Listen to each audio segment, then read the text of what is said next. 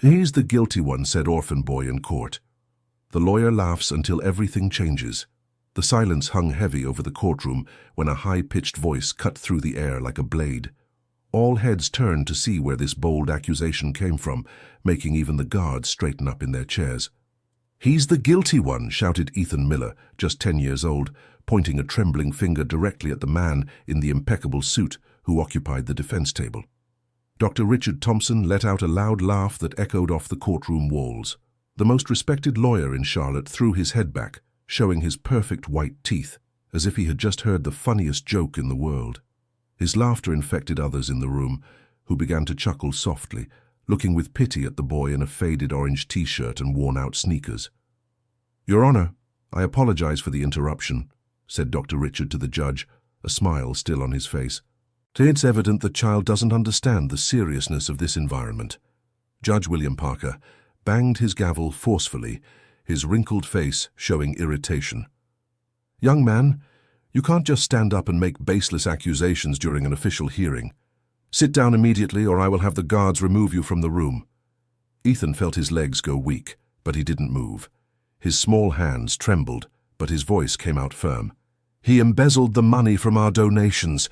The children at Golden Hope Children's Home are going hungry because of him." Dr. Richard's laughter stopped abruptly.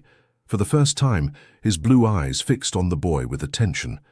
Something about the determination of that skinny child gave him an inexplicable discomfort. Mrs. Margaret, the director of the orphanage, quickly rose from her seat in the front row. Her grey hair was disheveled, and her trembling hands fluttered nervously. "Ethan, dear, sit down right now. Down right. You're bothering important people," she said. But her voice carried a nervousness that didn't go unnoticed by some present. "Your Honor," interjected Dr. Richard, adjusting his expensive tie, "I request that this disruptive child be removed from the room immediately. His presence is interfering with the normal proceedings of this hearing about the management of the municipal orphanage." Ethan took a deep breath, remembering the cold nights he spent awake, listening to the babies cry from hunger in the next room. He remembered his friend Lily, just 5 years old, who got sick because there were no medicines at the orphanage. Courage grew in his chest. "I have proof," he shouted, holding tightly to the old backpack he carried. "I found receipts in his office trash. Dear listener, if you're enjoying the story, please take a moment to like and especially subscribe to the channel. It really helps us who are just starting out. Now continuing." The courtroom fell completely silent. Dr. Richard stopped smiling completely. Susan Wilson, the social worker who had accompanied Ethan there, tried to pull him by the arm, but her own hands were visibly shaking. "Ethan, let's go now. You shouldn't be saying these things," she murmured, but her voice came out so low it was barely audible. "What kind of receipts?" asked the judge, now paying real attention to the situation. Ethan opened his patched-up backpack and pulled out a crumpled plastic folder. "Receipts from the company Sunrise Construction, LLC. They got a lot of money to renovate our orphanage, but nothing was done. We still sleep in broken beds and shower with cold water." Dr. Richard stood up abruptly, knocking over his leather chair. His face, once calm and confident, now showed clear signs of tension. "This is absurd. A child has no capacity to understand complex financial documents. Furthermore, where did he get access to papers from my office?" "I work there in the afternoon," replied Ethan, looking directly into the lawyer's eyes. "I help Mr. George, the cleaning man. He gives me $2 a day to empty the trash cans. That's how I found the papers." Mrs. Margaret grew even paler. She approached Ethan and whispered urgently, "Young man, you don't know what you're doing. Stop this right now, for heaven's sake." "Why are you so afraid?" asked Ethan, looking at the director with eyes that seemed older than his 10 years. "Did you know too?" Judge William Parker, who had been presiding over hearings in that district for 30 years, had never witnessed such an unusual situation. His experience told him something deeper was happening there. "Dr. Richard, I will allow the child to present what he has. If they're truly fake or irrelevant documents, that will become clear quickly." "Doctor." Richard ran his hand through his perfectly combed hair, messing it up for the first time in years. "Your Honor, this is a circus. We can't turn a serious courtroom into an amusement park for troubled children. Troubled? Ethan's voice rose an octave. Am I troubled because I'm hungry? Because I sleep in the cold? Because I saw my friend Lily almost pass away because she had no money for medicine? Tears began to stream down the boy's face, but he didn't lower his arm, still pointing at the lawyer. During the 15-minute recess the judge granted, the courthouse hallways grew restless. Ethan was leaning against the wall holding his folder of documents when Dr. Richard approached. "Hi, Ethan," said the lawyer, now with a soft voice and a paternal smile. "Can I talk with you for a minute?" The boy looked at him suspiciously but didn't move away. "You're a very smart boy, you know that," continued Dr. Richard, crouching down to be at the boy's eye level. "I bet you dream of having a real family, don't you?" Ethan nodded slowly, not understanding where the conversation was going. "Well, I have connections with several wealthy families here in the city. Families who would love to adopt a smart boy like you. You could have your own room, video games, nice clothes, good food every day." Ethan's eyes lit up for a moment, but soon filled with suspicion. "And what do I need to do for that?" "Nothing too difficult." Dr. Richard smiled more broadly. "You just need to forget about those silly papers you found in the trash. Sometimes old documents can be misunderstood, you know." Ethan looked at the folder in his hands, then at the lawyer. For a moment, the temptation of the promise of a better life almost made him hesitate. But then he remembered Lily's crying the night before, when she complained that her stomach hurt from hunger. "You're trying to buy me," said Ethan, taking a step back. "No, dear, it's not quite like that," began Dr. Richard, but Ethan was already running back to the courtroom. Mrs. Ellen Thompson, a middle-aged employee of the orphanage who had always been kind to the children, intercepted Ethan in the hallway. "Ethan, my child, please stop this," she begged, her calloused hands holding the boy's shoulders.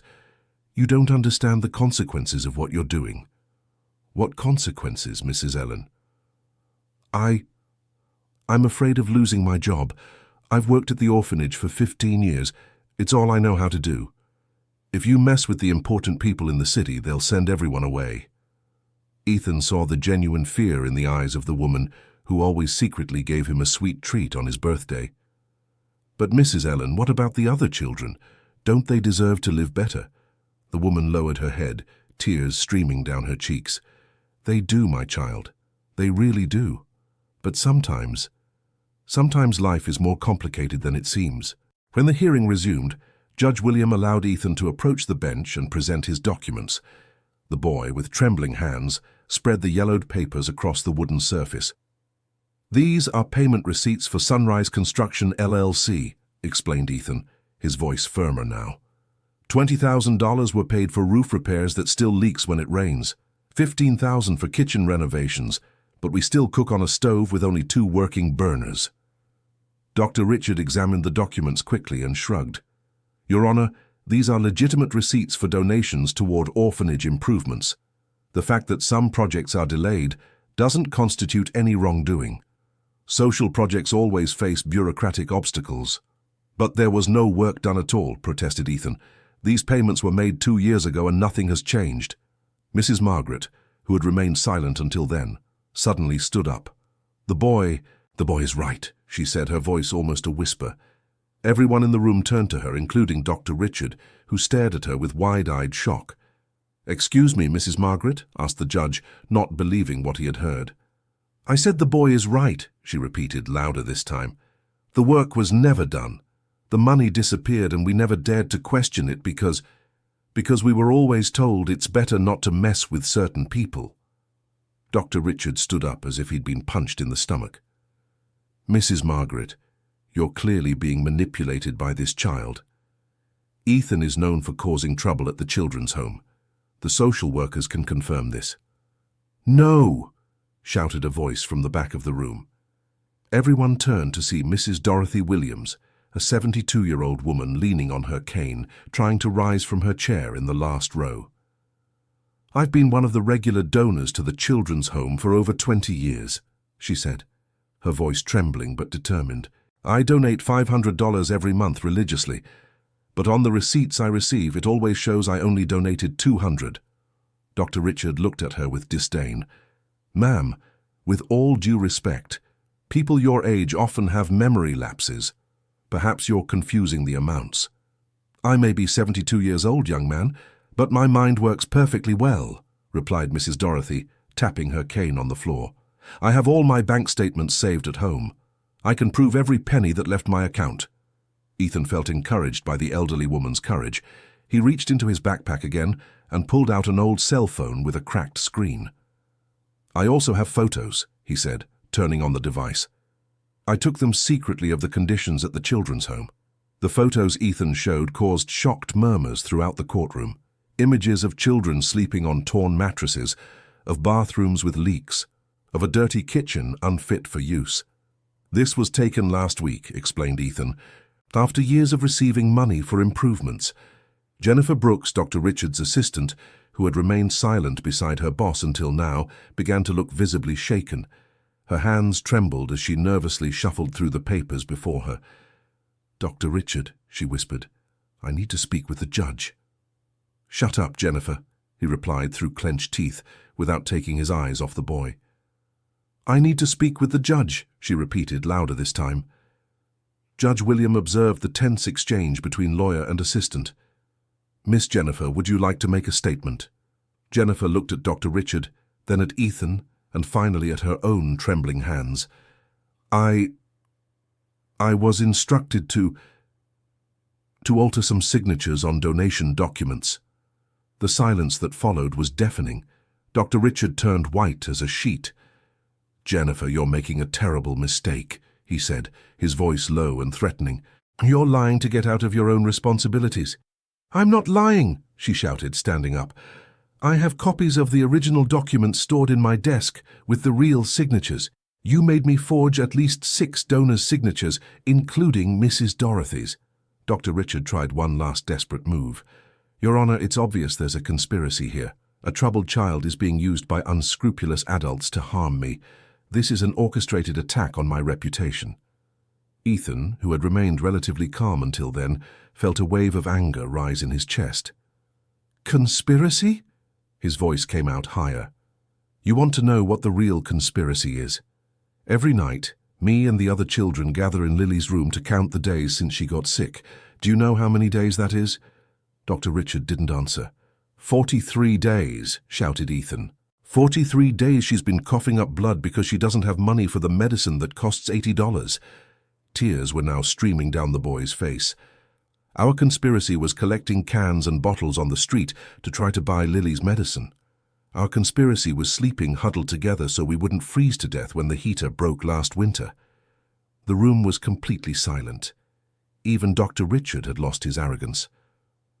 "You know what else is part of our conspiracy?" continued Ethan, his voice breaking. "Tyler, 8 years old, who draws little cars on scraps of paper because he's never had a toy.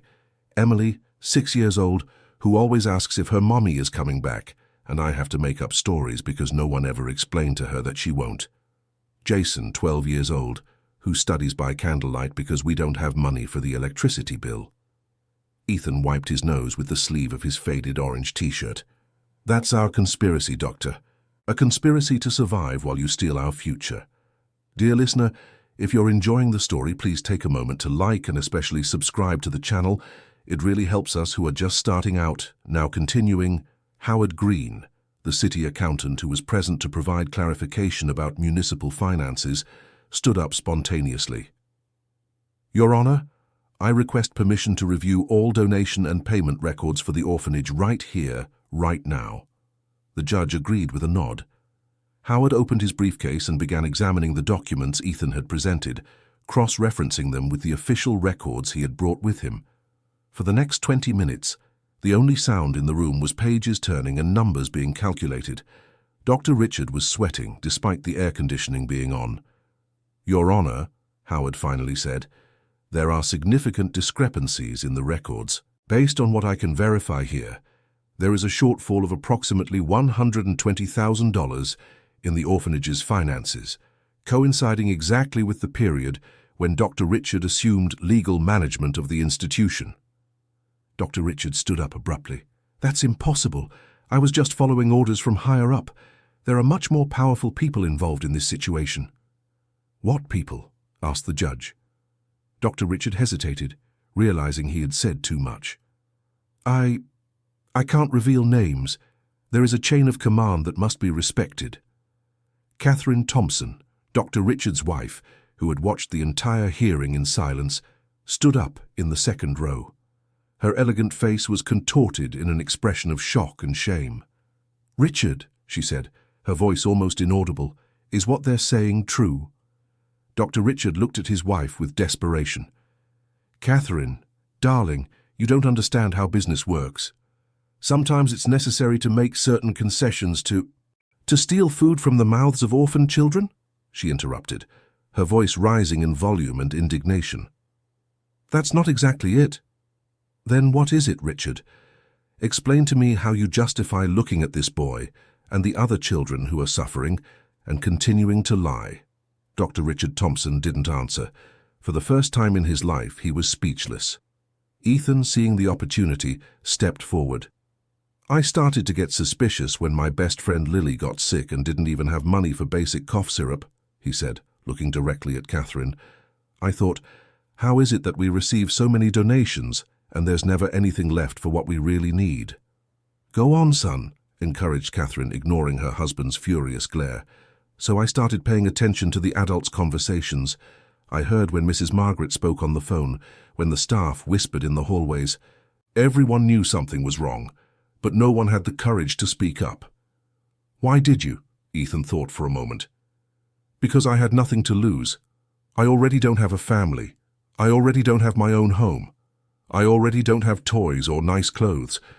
The only thing I had left was to see my friends suffering, and that I couldn't accept."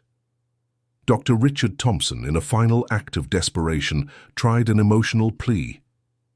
"Your Honor, I acknowledge there may have been some minor irregularities, but everything I did was with the well-being of my own family in mind. I have 2 young children at home, a wife who depends on me. I was just trying to secure their future." Before any adult could respond, Ethan's sharp voice cut through the air. "What about our futures? Don't we matter because we're not your children?" Dr. Richard Thompson was left speechless. "You have children who sleep in warm beds, who eat 3 times a day, who go to school with new supplies, and yet you thought you needed to steal the little that we had." Amanda Thompson, Dr. Richard Thompson's teenage daughter, who had entered the room a few minutes earlier without anyone noticing, spoke for the first time. "Dad," her voice was almost a whisper, "is all of this true?" Everyone turned to see the 15-year-old girl, still in her school uniform, standing in the doorway. "Amanda, sweetheart, you shouldn't be here," said Dr. Richard Thompson, trying to regain some control of the situation. "I came because my mum texted me saying you were in court. I thought it was about normal work." Amanda approached slowly. "But I heard everything from outside." She looked at Ethan, then at her father. "Dad, remember when you gave me that expensive purse last month? Where did the money come from?" Dr. Richard Thompson couldn't answer. "And Mom's new car? And the Disney trip you promised?" "Amanda, these are complex situations that a girl your age can't understand."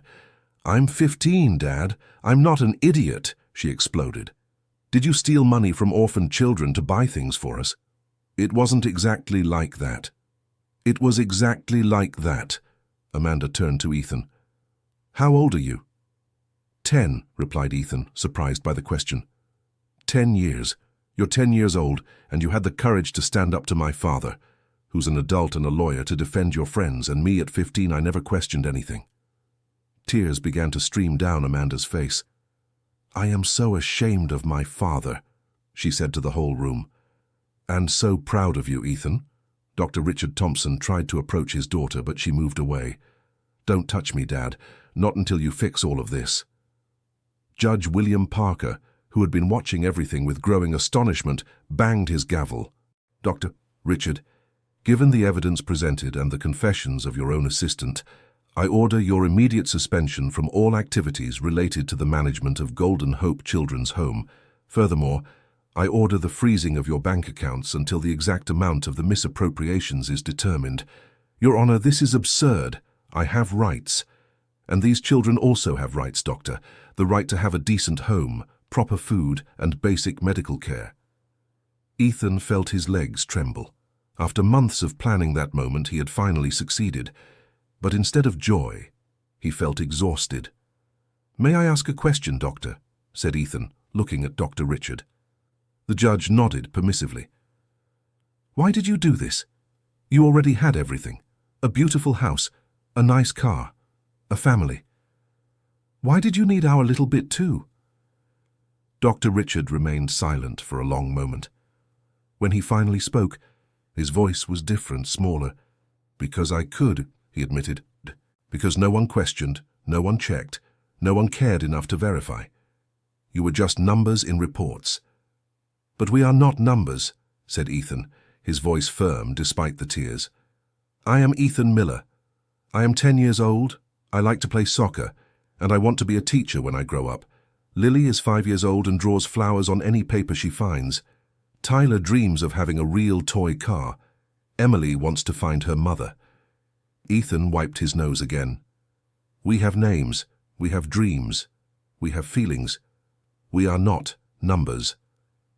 Mrs. Dorothy, who had remained standing throughout the discussion, clapped slowly.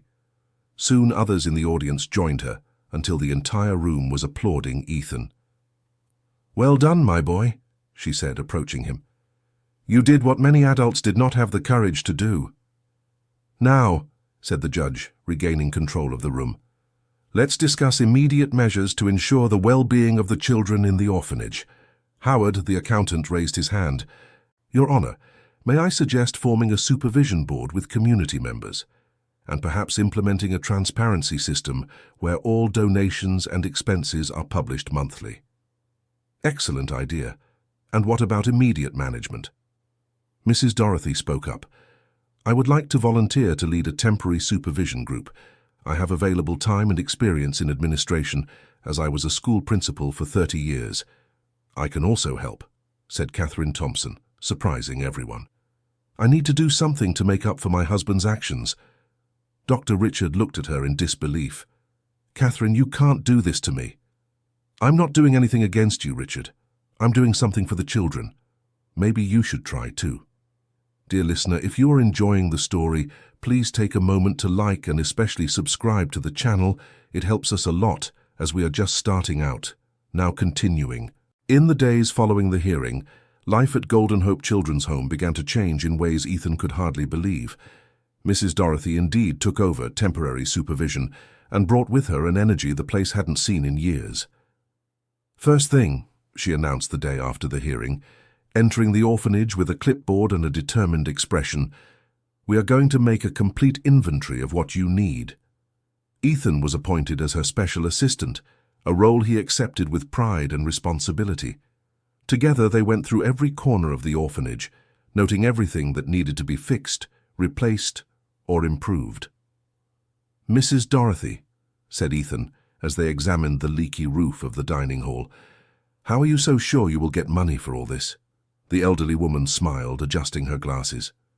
"My dear, when a story like yours spreads through town, people want to help. The problem was never a lack of money, it was a lack of trust in where the donations were going." And she was right. The news about Ethan's courage spread quickly through Charlotte. The local newspaper published a whole article about the case, and a regional TV station came to do a special feature, but Ethan refused to give interviews. "Why not, my son?" asked Mrs. Dorothy. "You're a hero." "I'm not a hero," replied Ethan, shaking his head. "I just did what anyone would do for their friends. And if I talk on TV, it might seem like I'm showing off. The other kids will think I'm trying to be more important than them." Mrs. Dorothy smiled with pride. That boy had a wisdom that many adults didn't possess. Catherine Thompson kept her promise and became one of the most active volunteers at the children's home. She organized a sponsorship program where families in town could adopt a child without taking them out of the home, providing both material and emotional support. "Why are you doing this?" Ethan asked her during one of her visits. Catherine stopped folding the new clothes she had brought and looked at him. "Because I need to look my daughter in the eye and know I did what was right. Because you all deserve someone who truly cares about you." And Dr. Richard? Catherine sighed. Your father. Your father is going through a tough time. He lost his license to practice law temporarily, has to pay back all the money he embezzled, and is in therapy. Is he angry with me? At first he was, but little by little he's understanding that you did the right thing. In fact, I think deep down, he always knew he was wrong. 2 weeks after the hearing, Ethan was playing in the newly renovated yard when he saw a familiar car stop in front of the children's home. Dr. Richard got out of the car, but he wasn't wearing his usual impeccable suit. He had on jeans and a simple shirt, and he seemed to have lost weight. Ethan tensed up, remembering their last conversation. Dr. Richard approached slowly with his hands in his pockets. Hi, Ethan. Hi, Doctor. They stood in silence for a moment. I came to bring this, said Dr. Richard, taking an envelope out of his pocket. It's the final payment I owe the children's home. With this, all my debts to you are paid off. Ethan took the envelope but didn't open it. Doctor, can I ask you a question? Of course. Do you hate us now? Dr. Richard seemed surprised by the question. Hate you? Ethan, I don't hate you. I hate myself. Why? Dr. Richard crouched down to be at the boy's eye level. Because you all showed me who I really was. For years I convinced myself I was a good person doing bad things for justifiable reasons, but you, at 10 years old, were brave enough to show me the truth. And what is the truth? That I was hurting innocent children to have a more comfortable life, that I was being cowardly and dishonest, that I had lost sight of what truly matters in life. Ethan studied the face of the man in front of him. He no longer saw the arrogance from before, nor the condescending smile. He saw only a broken man trying to fix himself. Are you going to be okay? Dr. Richard smiled sadly. I'm going to have to sell my house to finish paying off the debts. My wife and daughter are living with her parents. I'll probably have to start my career over from scratch, if I can even practice law again someday. I'm sorry about that.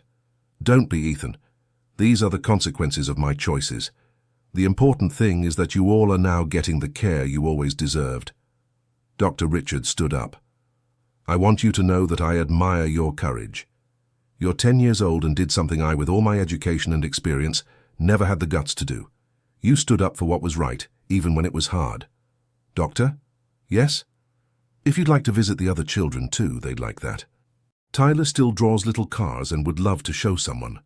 Lily is doing much better since she got the medicine, and Emily still asks about her mother, but now she has hope that maybe someone will adopt her someday. Dr. Richard was moved. You'd let me come back here? It's not up to me to decide that, but I think everyone deserves a second chance, as long as it's a real one. 3 months after the hearing that changed everything, Golden Hope Children's Home was unrecognizable. The roof had been completely repaired, the kitchen was equipped with new stoves and a large refrigerator, the bedrooms had new beds and warm blankets, and there was even a small library that Mrs. Dorothy had organized with books donated by the community. Ethan was in the library reading a book about astronomy when Lily came running up. Ethan! Ethan! Come see! She shouted, pulling him by the hand. What is it, Lily? A family came to talk to me. They want to get to know me better. Ethan smiled, happy for his friend, but felt a pang in his heart. Since everything had improved at the orphanage, several children had been adopted. He was genuinely happy for them, but couldn't help feeling left behind. That's great, Lily. What are they like? They have a girl my age and said they always wanted more children. The lady who might become my mum, she seems very caring. Ethan hugged his friend. You deserve a family that loves you very much. What about you, Ethan? When will it be your turn? Ethan shrugged.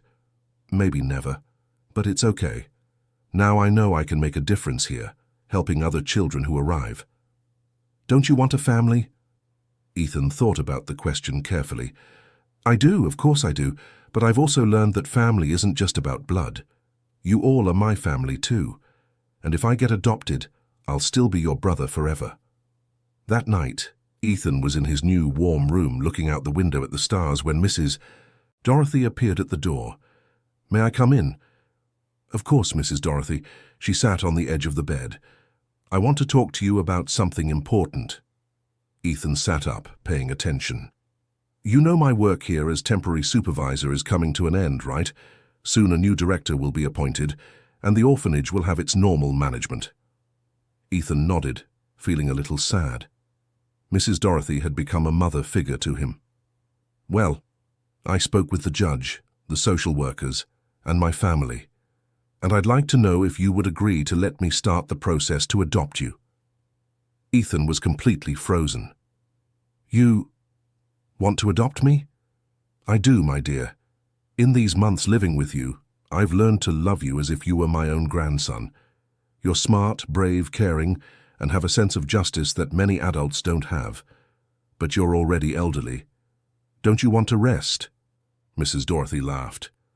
Ethan, at 72, I've finally found a purpose that makes me feel alive again.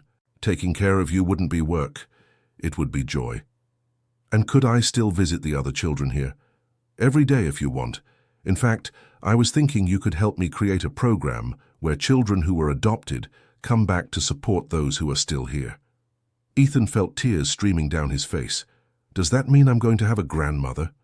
It means you're going to have a grandmother who loves you very much and will always support you in everything you want to do in life. Ethan threw himself into Mrs. Dorothy's arms, crying with joy. I accept. Yes, I accept. 6 months later, Ethan was standing in the same courtroom where it had all begun. But this time, he wasn't making accusations. He was by Mrs. Dorothy's side, finalizing his adoption. Judge William, who had followed the whole story from the beginning, smiled as he read the documents. Ethan Miller Wilson, by this court decision, you officially become part of Dorothy Williams Wilson's family. May this union be filled with love, mutual support, and happiness. Thank you, Your Honor, said Ethan, proud in his new suit that Mrs. Dorothy had bought especially for the occasion. In the audience, several important people in Ethan's life were present. Catherine had brought Amanda, who now regularly visited the children's home and had become a sort of older sister to Ethan. Mrs. Margaret was there, now working as an assistant to the new director of the children's home in a much more transparent and welcoming environment. To Ethan's surprise, Dr. Richard was also present, sitting at the back of the room.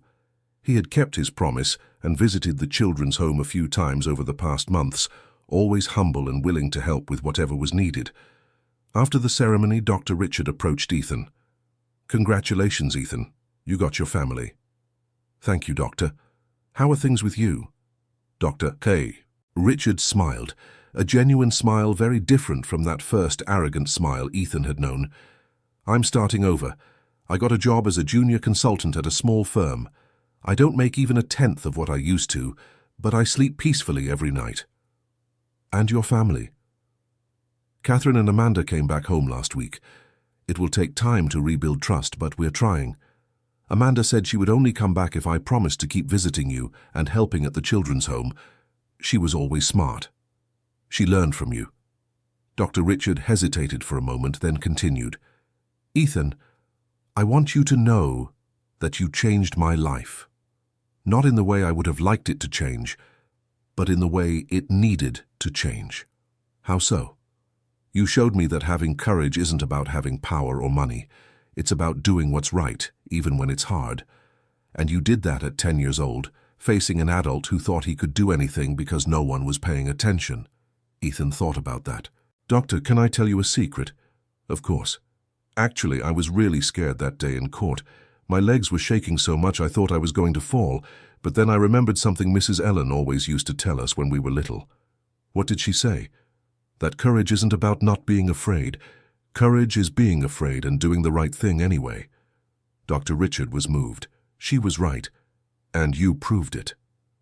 On the way home, his new home, Ethan looked out the car window and saw the children's home in the distance.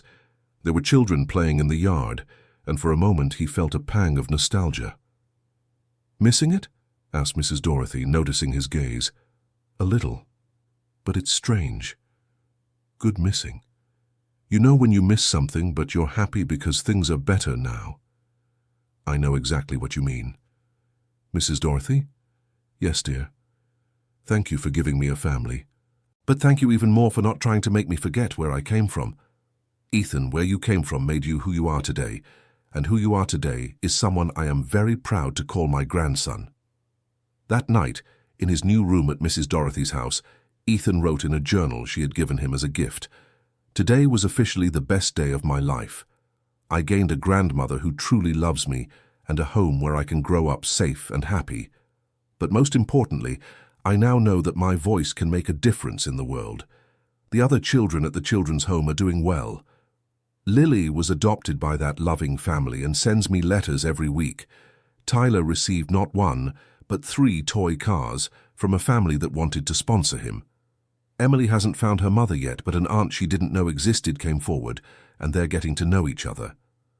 I learned that sometimes people do bad things, not because they're evil, but because they forget that on the other side there are real people with feelings and dreams.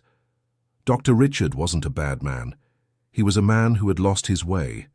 And sometimes, to help someone find their way again, you need to have the courage to speak the truth, even when it hurts.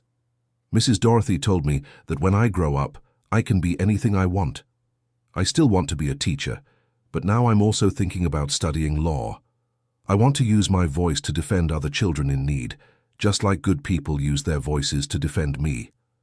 The most important thing I learned is that family isn't just who gave birth to you. Family are the people who stand by your side when things get tough, who believe in you when you doubt yourself, and who love you not for what you have, but for who you are. Today, I finally have a real family. And the best part is that it includes not only my new grandmother, but all the children at the orphanage, Mrs. Margaret, Mrs. Ellen, Catherine, Amanda, and even Dr. Richard. Because all of them, each in their own way, helped me become who I am today. Tomorrow I'm going back to the orphanage to help with the mentorship program we're creating. Other children will need to learn that their voices also have power, that they too deserve to be heard and defended, and I'll be there for them just like good people were there for me. End of story. Now tell us what you thought of this touching story about Ethan, the brave boy who faced injustice to defend his friends. Do you believe Ethan made the right decision by confronting Dr. Richard in court? How did you feel following this journey of courage and overcoming? Leave your honest opinion in the comments. We really want to know what touched your heart in this story. Don't forget to leave your like and subscribe to the channel so you don't miss other touching stories like this one.